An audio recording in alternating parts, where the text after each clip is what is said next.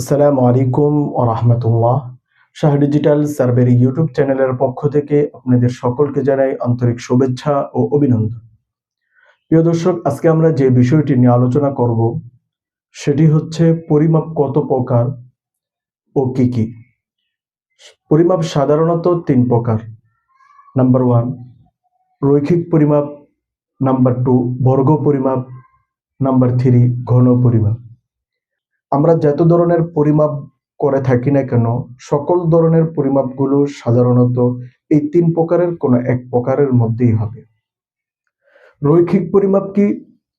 রৈখিক পরিমাপ হচ্ছে যে কোনো একদিকের পরিমাপ জানাকেই রৈখিক পরিমাপ বলা হয়। উদাহরণত ধরুন, আমি চাচ্ছি আমার এই বুটের দৈর্ঘ্যটা কতটুক সেটা জানতে চাচ্ছি। শুধুমাত্র আমি আমার বুটের দৈর্ঘ্যটা জানতে চাচ্ছি, এটাই হচ্ছে রৈখিক পরিমাপ। দ্বিতীয় হচ্ছে বর্গ পরিমাপ। বর্গ পরিমাপ হচ্ছে যে কোনো দুদিকের পরিমাপ জানাকেই বর্গ পরিমাপ বলা হয়। সাধারণত জমি জামা ইত্যাদির মাপযোগের ক্ষেত্রে বর্গ পরিমাপটাই আমাদের অধিক প্রয়োজন পড়ে। তৃতীয় হচ্ছে ঘন পরিমাপ।